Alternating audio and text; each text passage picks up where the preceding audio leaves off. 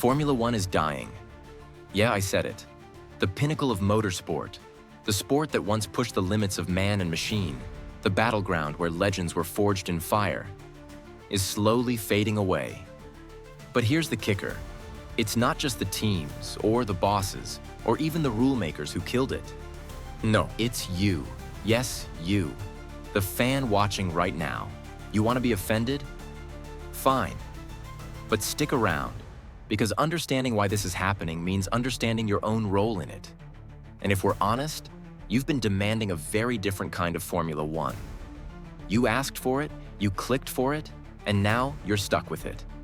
Remember when F1 was just about speed, skill, and danger? When drivers risked everything on narrow circuits with little protection, pushing cars beyond the limits of technology and human endurance? That raw, unpredictable, edge-of-your-seat racing created legends like Senna, Prost, Schumacher, and Fangio. But today, the sport feels more like a polished TV show than a battle of champions. It's slick, it's safe, it's Netflixified. And guess what? That transformation didn't happen by accident. It happened because fans, yes, you and me, wanted more than just racing. We wanted stories, drama, rivalries you could follow on social media, personality clashes, even scandals. We wanted F1 to be entertaining, so the sport adapted. But in doing so, it slowly lost its soul. Every rule change, every format tweak, every flashy innovation was a response to what fans wanted. Or more accurately, what the sport's bosses thought fans wanted, based on what got the most clicks and views. The Netflix effect, good or bad. Let's talk about Drive to Survive. Netflix's documentary series blew up the sport's popularity, especially among younger viewers and new fans. It's brilliant storytelling. It brought human drama and rivalries front and center. It gave faces to names we didn't know. But the flip side? It shifted the focus from the racing itself to the behind-the-scenes antics. Suddenly, off-track drama mattered just as much, if not more, than what happened on the track.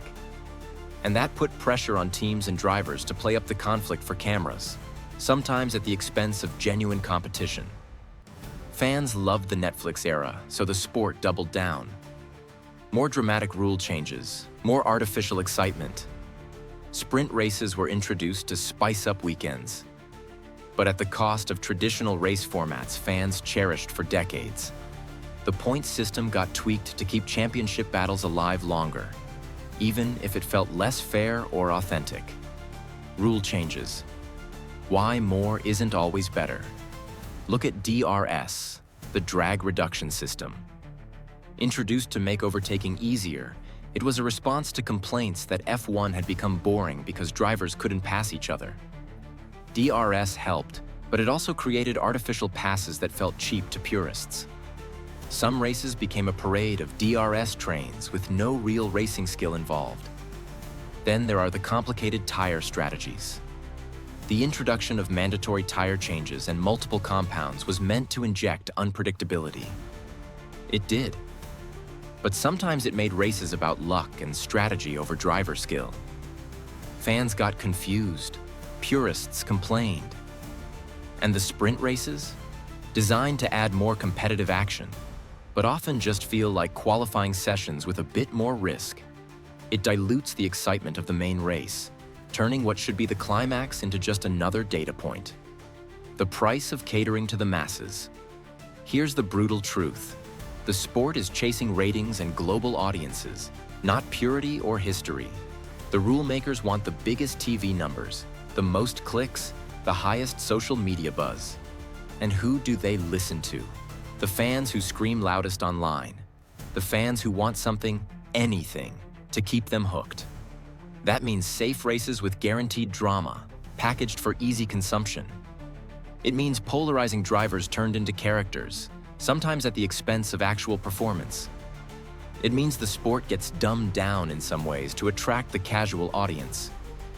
You wanted drama, you got drama. Think back to the classic F1 eras. Rivalries were fierce, but mostly on the track. Yes, politics and controversy existed, but the racing was king. Today, with social media and Netflix, the drama follows drivers everywhere.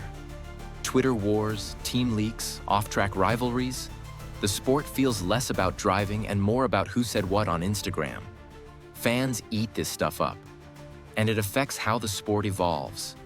So yes, you have played a huge part in this transformation. Because every time you clicked on a drama-filled headline, every time you shared a meme about a fight or spat between drivers, every time you binged Drive to Survive instead of watching the full race, you fed the beast. You told F1 bosses what you wanted, and they delivered. Whether that's a good thing? Well, that's up to you to decide. But it's not all doom and gloom. Here's the twist. Because fans created this mess, fans can fix it. If we want F1 to be thrilling again, the real thrilling, not manufactured, we have to demand it. Stop rewarding cheap drama with your attention. Celebrate real skill, genuine competition, and racecraft.